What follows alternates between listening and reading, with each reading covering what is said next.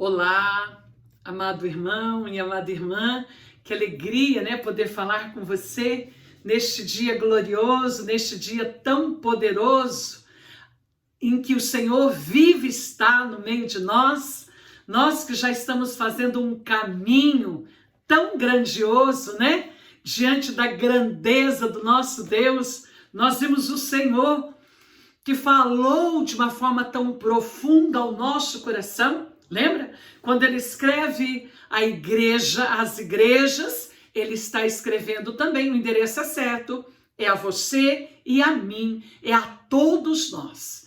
Então nós vimos o Senhor que escreveu a igreja de Éfeso num tempo bastante difícil, num tempo onde a igreja foi tremendamente perseguida, né? Onde passou por muitas dificuldades, por perseguições, por grandes martírios. Depois nós vimos também a igreja de Esmirna, onde o Senhor escreve uma carta extraordinária, sacudindo, né? Conheço tua dor, conheço tua angústia, o Senhor conhece as nossas obras, Ele sabe com quem Ele está mexendo, Ele sabe com quem Ele está falando, né? Então, o Senhor vai dando uma direção para aqueles que desejam, de fato, ser um vencedor. Depois vimos também a igreja de Pérgamo. Tremendamente, o Senhor convida Pérgamo e a todos nós a nos arrependermos, e o Senhor também diz que teria um projeto de vitória. Daria o maná escondido, o pão da vida, daria uma pedra branca com o nosso nome escrito, que significa, na verdade, algo grandioso. Você está livre, o nosso nome escrito nesta pedra. E de uma forma também poderosa, vimos Tiatira, Deus trabalhando, né? Grandiosamente, poderosamente. Deus levanta com elogios, mas também Deus também diz, tenho contra ti, que aí tem essa mulher com o nome de Jezabel, possivelmente envolvida com os nicolaítas, e assim o nome também, né, nos remete a toda aquela questão de Jezabel no Antigo Testamento, de um contexto terrível de idolatria, aonde se levantava contra o próprio Deus. Então, são coisas grandiosas que Deus vem nos ensinando, mostrando o caminho, porque hoje, amado irmão e amada irmã, o endereço, na verdade, é o meu e é o seu que esta carta está sendo endereçada. E hoje, então, tome aí comigo a Sagrada Escritura, nós vamos ver uma igreja, a mensagem à igreja de Sardes. E o Senhor diz assim, ao anjo da igreja de Sardes, escreve, eis o que diz aquele que tem os 7 Espíritos de Deus e as 7 estrelas. Eu conheço as tuas obras. O Senhor diz para você e diz a mim, eu conheço as tuas obras e és considerado vivo, mas estás morto. Amado irmão, o Senhor está falando conosco. E ele diz ainda, ser vigilante e consolida o resto que ia morrer, pois não achei tuas obras perfeitas diante de meu Deus. Lembra-te de como recebeste, ouviste a doutrina, observa-a e arrependa-te. Senão, vigiareis, virei a ti como um ladrão, e não saberás a que horas te surpreendereis.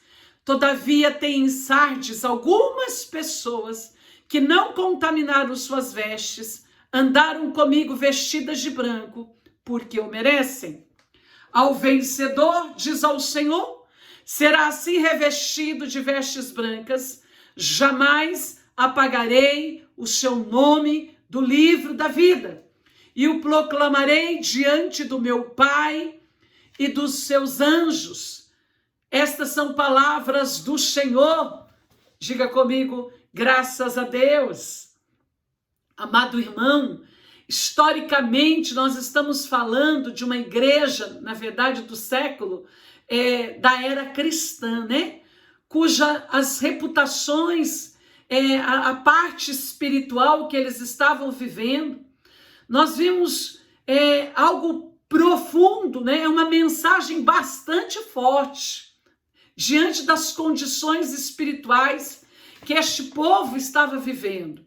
Nós vimos também Sardes. Quem era? Como era? Era uma cidade, era uma província romana na Ásia, hoje, agora, né, na atualidade, na Turquia asiática. Era a capital antiga do reino da Lídia. É um dos maiores poderes encontrados nos gregos, nas suas primeiras atividades colonizadoras, né? Ela tinha um papel muito forte, ela era uma cidade próspera, porque tinha muito ouro, porque ali passava um rio abundante.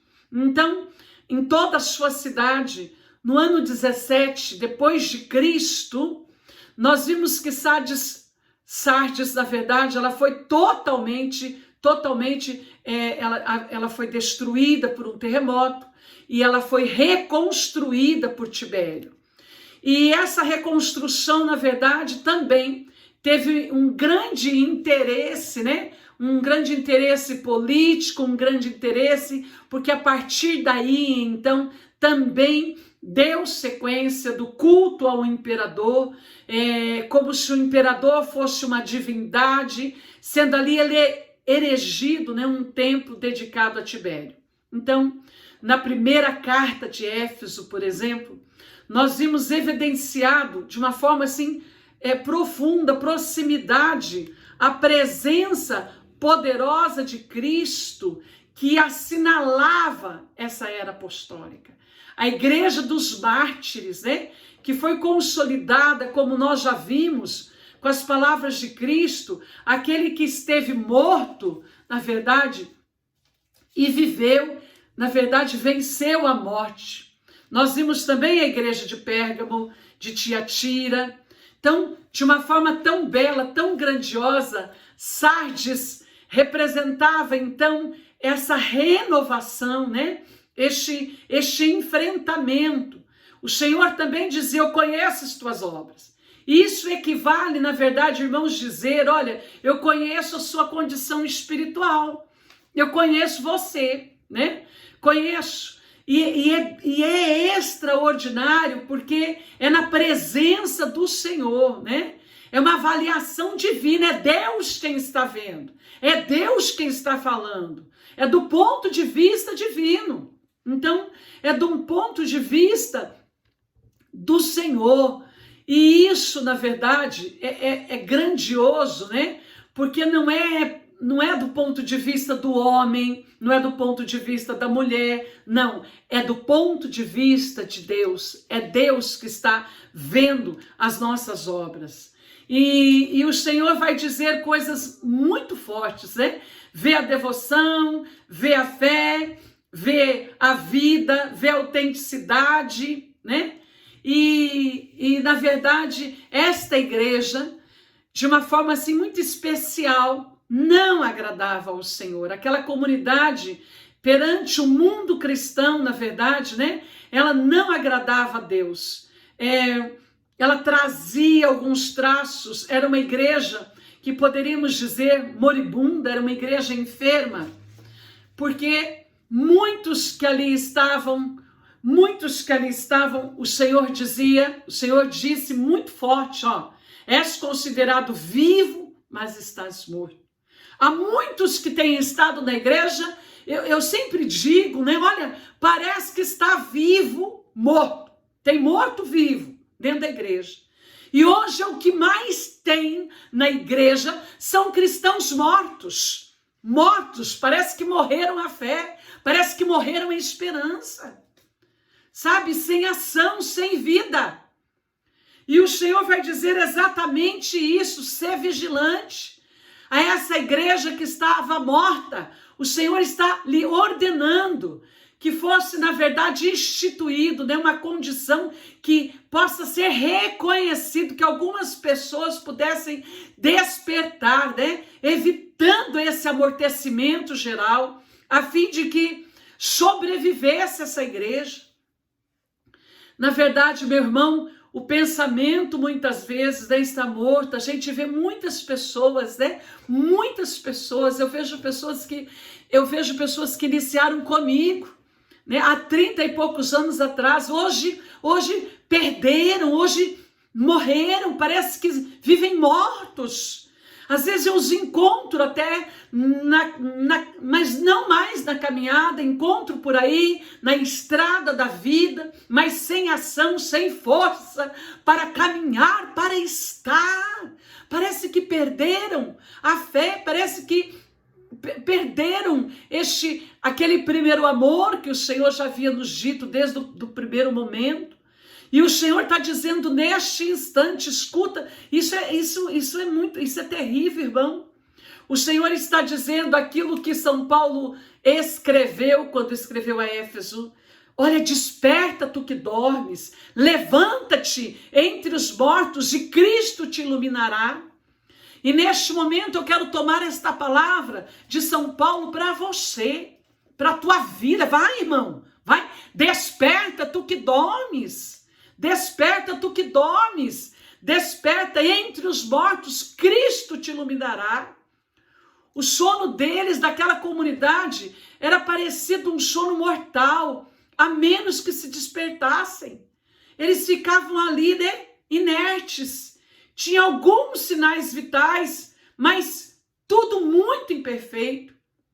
O bem que ainda restava, havia neles um bem individual, o crescimento espiritual, a bondade pessoal, tudo isso tinha, na verdade, que ser renovado, tinha que ter progresso, tinha que ter uma garantia para ir para frente. Amado irmão, hoje Deus está falando com você, hoje Deus está falando ao teu coração. Às vezes eu passo por comunidades, às vezes eu demoro para passar por comunidade, hoje já não sou a mesma que ontem. Aí eu olho para aquela comunidade, para alguns irmãos que parece que não foram, e eu fico alguns irmãos ainda na mesmice, que não resolveram suas vidas, que não resolveu, estão ali, sabe? Não olharam, não voltaram o seu olhar para o Senhor. Então, eles tinham ali muitas coisas imperfeitas também, mesclado com erro, né? Enfraquecido.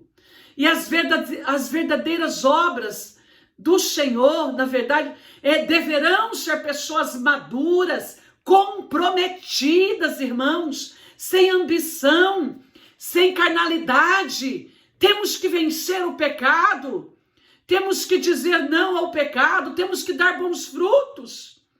Nós não podemos misturar, na verdade, aos espinhos. Nós temos que buscar obras que agradam a Deus e não aos homens. Amados irmãos, e era esta advertência que o Senhor fazia. Nós não podemos dormir, irmão, não podemos mais ficar na ignorância. Os avisos que o Senhor nos dá hoje é o aviso da madrugada, é o aviso do dia da eternidade, é o aviso que se aproxima com a vinda do Senhor. É o aviso, irmãos, que Deus está dizendo para nós nos despertarmos. É o dia em que Ele virá com o seu resplendor. O Senhor está nos advertindo sobre a necessidade de nós vigiarmos, constantemente estarmos em estado de alerta, estarmos em sensibilidade espiritual. É isso que Deus está falando conosco. E de uma forma tão profunda, o Senhor, Ele nos convoca, Ele convida você e a mim a nos arrependermos. E irmãos, e esse chamado ao arrependimento, na verdade, ele é comum em todas as cartas, né? O arrependimento é uma atuação do Espírito Santo sobre a nossa alma. Não é simplesmente uma modificação superficial, não. Não, irmão, não. É uma atitude tremenda de conversão, de intenção, de alma, é ser reto, é de caráter, é de força no Espírito. Então, irmão, requer, claro, com toda certeza, requer a cooperação da vontade humana, implantado no infinito, dentro do finito. A perfeição absoluta é o grande alvo desse processo. Nós temos que vigiar. Você tem que vigiar, irmãos. Nós necessitamos de vigiar para que neste tempo, aonde nós esperamos a segunda vinda do Senhor, de uma forma toda poderosa, o Senhor diz: virei como um ladrão, de maneira inesperada, né? Resultados para que os que estiverem preparados com a perda de algo precioso, espiritualmente falando, que é a vida eterna. Nós precisamos, amados, buscar com toda a intensidade, né? Com toda a intensidade, com essa instauração desse julgamento inesperado, algo extremamente desagradável, né? Uma visita de um assaltante, na verdade, não é bem acolhido e produz dano. E assim é citado, é assim que o Senhor está dizendo a mim e a você, em outras palavras, em outras passagens bíblicas, na verdade. O Senhor vai nos dizer da sua segunda vinda, que ninguém vai saber a hora, não vai saber o momento, mas nós que cremos, nós devemos estar preparados. Então, todo momento pode ser o momento da vinda. Então, eu tenho que estar com o meu coração totalmente arrependido, voltado. Eu preciso buscar o Senhor. Eu preciso do primeiro amor. Eu preciso buscar com exclusividade. Eu preciso tê-lo como meu Senhor e Salvador. Na segunda vinda, na verdade, irmãos, é isso. Eu tenho que buscar, eu tenho que amar o meu Senhor, eu tenho que permanecer na sua presença. Bendito e exaltado seja. Amado, que o Senhor não nos pegue despercebido, descuidado. Eu não posso viver como uma descuidada, nem tampouco você. Não, amado, porque o Filho de Deus virá. Como também em Sardes, onde havia algumas pessoas, algumas não haviam se contaminado. Olha o que diz a Sagrada Palavra, eu acho lindo. Olha, vireis contra ti, não saberás que hora que te surpreenderei. Todavia tem em Sardes algumas pessoas que não contaminaram suas vestes, andaram comigo vestidas de branco porque o merecem. Amado irmão, é assim. Nós também não podemos nos contaminar. Nós não podemos, irmãos, andar de qualquer jeito, andar como o mundo. Nós temos que romper com as contaminações, com o mundo do pecado. Nós necessitamos andar com as nossas vestes brancas, porque essas vestes brancas, na verdade, o branco aqui, amado, é na verdade o Senhor dizendo da nossa pureza, dessa graça tão grandiosa, tão poderosa, que o Senhor tanto anseia, que o Senhor tanto deseja. Ali haviam poucas, mas haviam pessoas que não haviam se contaminado, né? Haviam pessoas puras, haviam pessoas que buscavam o Senhor, haviam pessoas que buscavam a face do Senhor. Então, Deus, no seu infinito amor, na sua infinita misericórdia, Ele vai dizer exatamente a esses que tinham um coração que voltado a Ele, de retidão, de inocência, que o adoravam em espírito e em verdade, que de fato andavam de branco.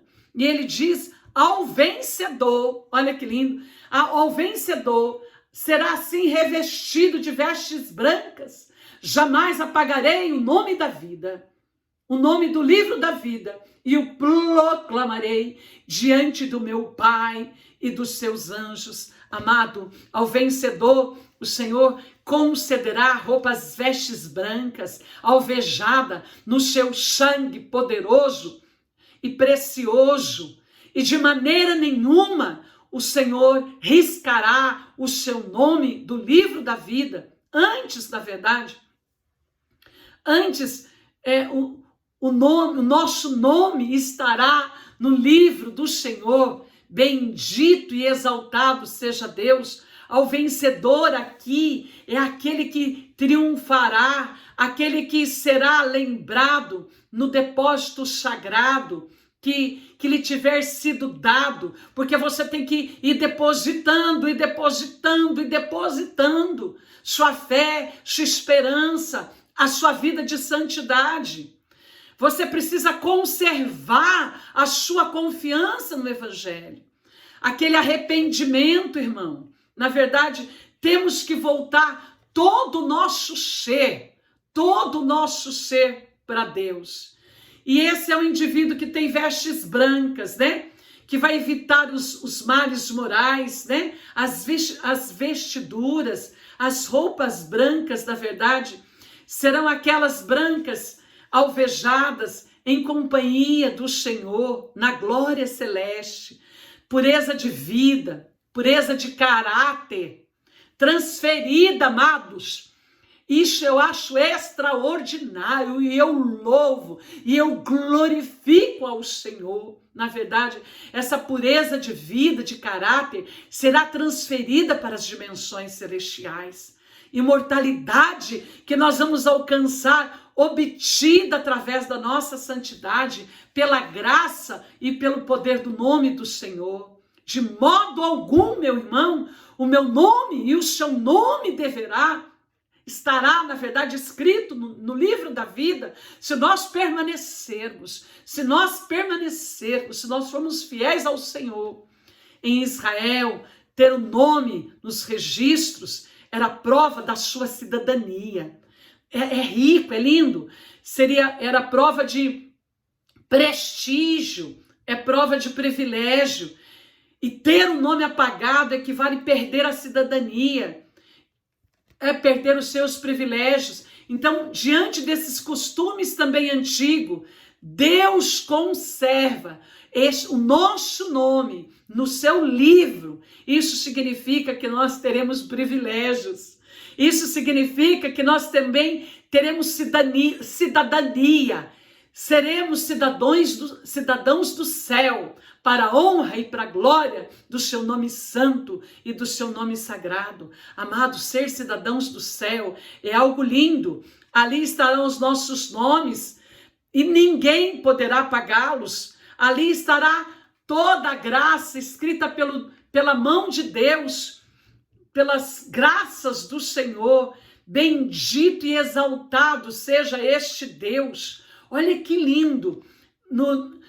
Em Lucas, no capítulo 10, nós vamos ver no versículo 19, a palavra do Senhor diz assim: eis que eu vos dou poder, eu amo essa palavra, de pisar sobre serpentes e escorpiões, e sobre todo o poder do inimigo, e nada, sob hipótese alguma, vos poderá causar dano. Não obstante, diz o Senhor, de uma forma linda, o teu nome estará gravado. Então, amado, essa é a graça no livro da vida. Esta é a graça. O Senhor, de uma forma poderosa, e o Senhor, de uma forma prodigiosa, hoje, quer falar ao nosso coração. Então, eu gostaria que você fechasse os olhos e acolhesse agora toda a força, todo o poder. Ele está, neste momento, tocando o seu coração. Deixa este Senhor que vivo, que presente está. Deixa Ele lavar você, deixa Ele purificar. Porque muito maior é o que Ele quer nos dar. Muito maior é que o meu nome e o seu nome esteja lá escrito no livro da vida. Então, bendito e exaltado seja este Deus presente, este Deus vivo, este Deus que opera, este Deus que realiza e faz milagres. E é isso que o Senhor dará aos vencedores. Jamais nos dará vestes brancas, jamais apagará o nosso nome do livro da vida, e nós seremos então proclamados diante do seu Pai e de seus anjos, porque pertencemos a Ele. Então, vale a pena. Você aguenta firme aí, aguarda firme todo o tempo de prova, todo o tempo de tribulação, por mais difícil que ela tenha sido. Coragem e força, e seja em Cristo um vencedor. Amém? Amém. Glória ao Pai, glória ao Filho, glória ao Espírito Santo, como era no princípio, agora e sempre. Amém. Eu gostaria de convidar você, a baixar o nosso aplicativo. Assim você pode estar um pouquinho mais perto também da minha vida missionária e da Sagrada Família, que é a comunidade da qual faço parte com grande carinho e amor. Então, o aplicativo é Vera Casagrande. E aí você vai ver, nós estamos ainda implantando, tá bom? Então, tem algumas coisas que já estão ok, outras estamos implantando. Lá também tem um lugar para que você possa deixar o seu nome para que nós possamos fazer a oração. Combinado? Então, firme e coragem, e que Deus te abençoe rica e poderosamente. Que o Senhor, meu irmão, te abençoe e te guarde, que Ele te mostre sua face e conceda a sua graça, que Ele volva o seu rosto para ti e que Ele te dê a paz. Lá também no aplicativo vai estar minha loja com todo o meu material, tá bom? Um beijo para você, fique em paz.